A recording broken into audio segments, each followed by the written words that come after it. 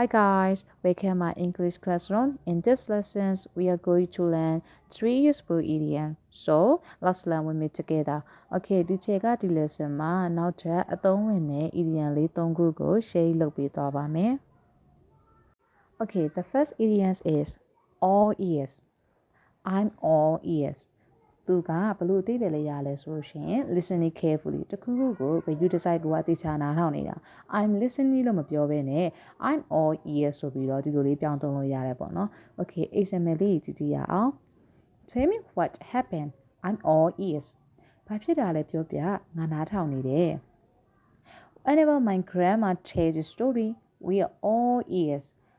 အဖွားကပုံမြင်ပြောပြတဲ့အခါတိုင်းငါတို့တွေကတိကျအောင် view design တွေကိုနားထောင်ကြတယ်ဒီလိုလေးတွေသုံးလို့ရပါတယ် I'm all ears. Okay, let's in the next idiom. Okay, the next idiom is hold your horses. Hold your horses. သူရဲ့အဓိပ္ပာယ်ကကြတော့ be patient စိတ်ရှိရှိထားခိုင်းတာတယောက်ကစိတ်မရှိရမြင်နေဆိုလို့ရှိရင်ကိုက be patient စိတ်ရှိရှိထားလို့ပြောမယ့်အစား hold your horses စိတ်ရှိရှိထားအဲ့လိုလေးသုံးလို့ရတယ်နောက်တစ်မျိုးကကြတော့သူရဲ့အဓိပ္ပာယ်က waiting moment တခုခုကိုစိတ်ရှိထားပြီးတော့စောင့်ခိုင်းတာအဲ့လိုပုံစံမျိုးဆိုလို့ရှိရင်ဒီ idioms လေးကိုသုံးလို့ရတယ် Okay ဒီချက်တော့ဘယ်လိုပုံစံလေးသုံးလို့ရလဲဆိုလို့ရှိရင် Hold your horses. I haven't finished explaining yet. စိတ်ရှိရှိထားအောင်လေငါအခုထိနင့်ကိုရှင်းပြပြောပြနေတာမပြီးသေးဘူးငါရှင်းပြနေတာမပြီးသေးဘူး Hold your horses ခဏစိတ်ရှိရှိထားအောင် Okay နောက်တစ်ခု You need to hold your horse before making a decision ဆုံးဖြတ်ချက်တစ်ခုခုမချခင်နင်စိတ်ရှိရှိထားသင့်တယ်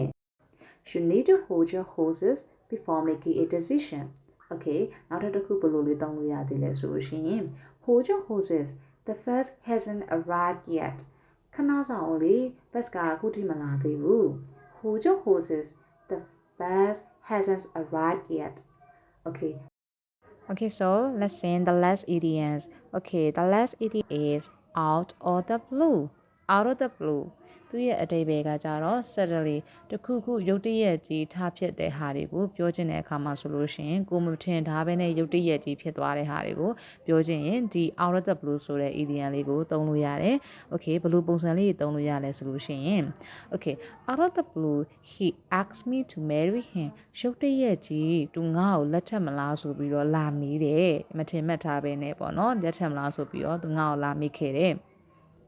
The idea came to me out of the blue while I was walking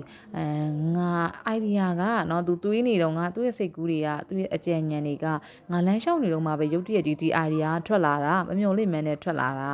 Okay နောက်တစ်ခုဘယ်လိုသုံးလို့ရသေးလဲဆိုရင်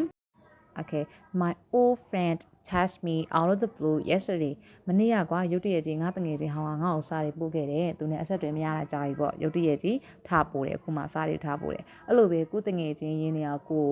ဖုန်းမဆက်တာကြာပြီဖြစ်တဲ့တငယ်ချင်းကကိုရုတ်တရက်ကြီးကောက်ခေါ်တယ်ဆိုလို့ရှိရင်ဘာဖြစ်လို့ရုတ်တရက်ကြီးဖုန်းတွေပါခေါ်လို့ပါလားအဲ့လိုမျိုးကိုကပြောချင်တယ်ဆိုလို့ရှိရင် Why would you call me out of the blue ရုတ်တရက်ကြီးဘာလို့ငါ့ကိုဖုန်းခေါ်ရလဲအခုမှအဲ့လိုမျိုးတငယ်ချင်းစကြင်လဲအဲ့လိုလေးသုံးလို့ရပါတယ် out of the blue Okay guys I hope you enjoy in these lessons